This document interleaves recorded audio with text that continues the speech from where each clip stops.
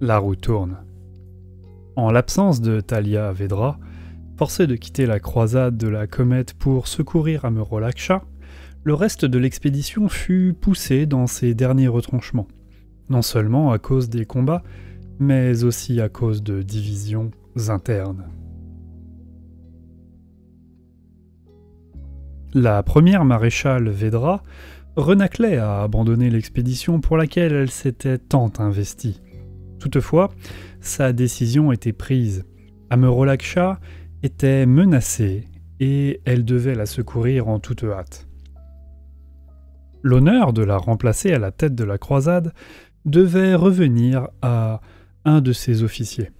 Le maréchal Déridan Malcorne, des Guildes franches, était déjà une légende au sein de l'Académie martiale.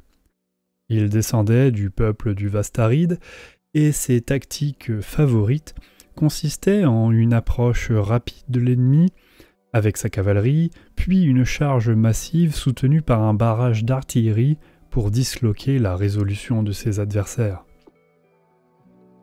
Néanmoins, en dépit de sa réputation, le maréchal Malcorne n'était pas Thalia Vedra.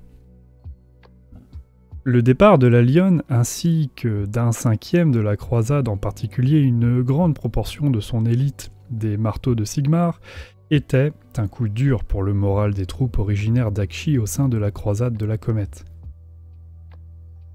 On commençait à murmurer que l'expédition était vouée à l'échec. Ces rumeurs alarmistes n'étaient toutefois jamais évoquées en présence de la pontifex Zenestra ou de ses prêtres de la roue, sauf par des inconscients. Le départ de Vedra semblait d'ailleurs avoir renforcé la détermination de Zenestra, comme si elle estimait avoir reçu de facto la charge de la croisade d'Akshi. Ces zélotes prêchaient avec une ferveur décuplée, intimidante, et n'hésitaient pas à châtier les zéophores qui manquaient d'allant.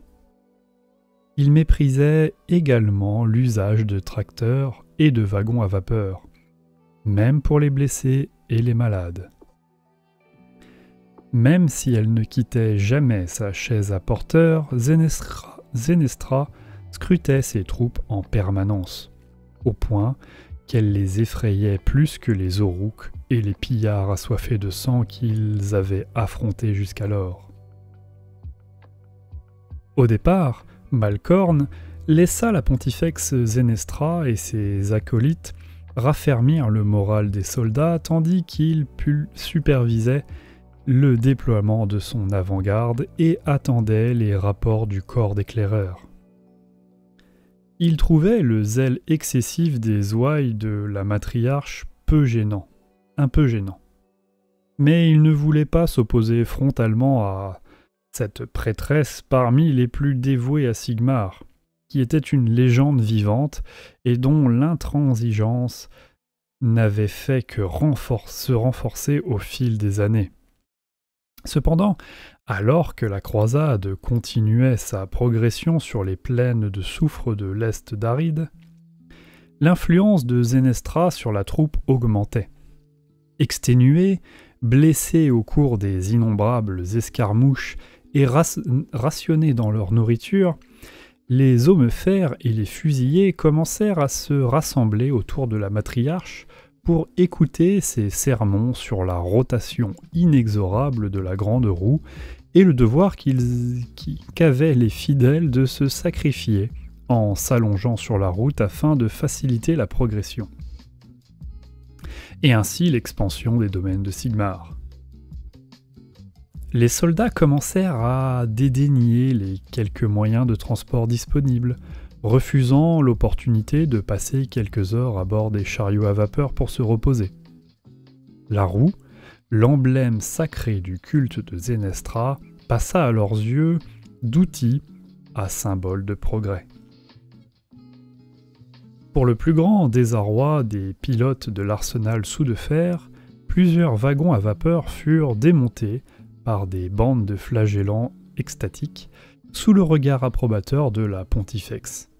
afin que leurs roues puissent être brandies comme autant de bannières par les adorateurs.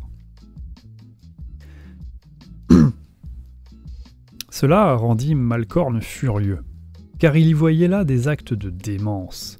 Comment son armée pourrait-elle atteindre les objectifs fixés par la première maréchale Védra sans moyen de transport adéquat? Aux yeux de ce guerrier pragmatique, un tel comportement frôlait l'acte de trahison. Toutefois, malgré sa colère, le maréchal était face à un dilemme. Il n'avait aucune autorité sur la Pontifex, qui était l'émissaire du dieu roi aux yeux du peuple. Pire encore, un nombre croissant de ses soldats prêtaient l'oreille aux paroles de Zenestra et de ses prêtres de la roue. Il fallait néanmoins reconnaître que la progression de l'armée n'avait pas vraiment ralenti en dépit de ces événements. Même s'ils avaient renoncé à se faire transporter et ne voulaient plus souiller de boue le symbole sacré de la roue, les soldats de Malcorne étaient remplis d'une détermination renouvelée.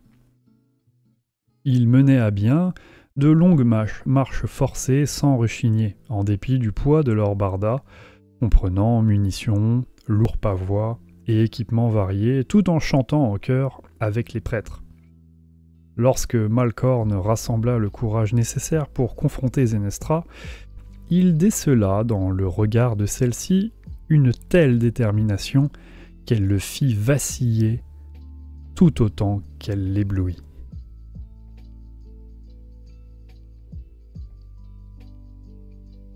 Nul sanctuaire. Après une progression difficile sur les terres intérieures du vaste Aride, les croisés d'Akshi reprirent espoir lorsque la colonie Brise-Trêve ne fut plus qu'à 1 jour de marche. Cependant, ils allaient découvrir que ce n'était pas un havre où se ravitailler, car les ennemis du dieu roi se rassemblaient. Brise-Trêve était la première étape pour la moitié originaire d'Akshi de la croisade de la comète et une occasion pour les soldats exténués de se reposer pendant quelques jours en lieu sûr, le temps de se ravitailler et de réparer leurs équipements. L'avant-poste frontalier était le dernier avant d'atteindre des contreforts occidentaux de la chaîne adamantine. Il avait une longue et fière histoire de résistance face aux pillards Oruk et aux cannibales du rat de sang. Bien protégé par des idoles gardiennes, des mécaphores et un contingent de guildes-franges de Hammerhall, Brise-Trêve était construite au-dessus de riches veines d'Actracite, une confluence de magie du feu si puissante que Brise-Trêve était assuré de devenir un jour un grand bastion du dieu roi.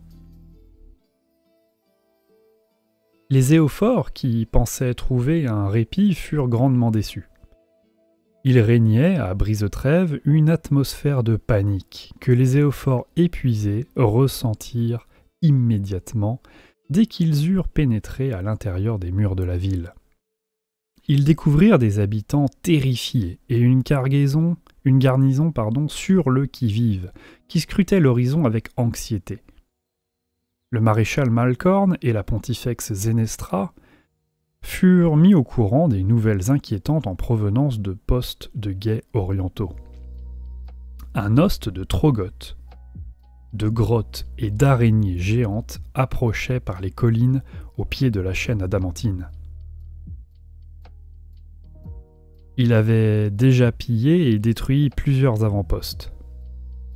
Et les survivants de ces catastrophes évoquaient un monstre dominant et cornu, 2 fois plus gros que le plus gros des Trogoths, et capable de manipuler une magie destructrice.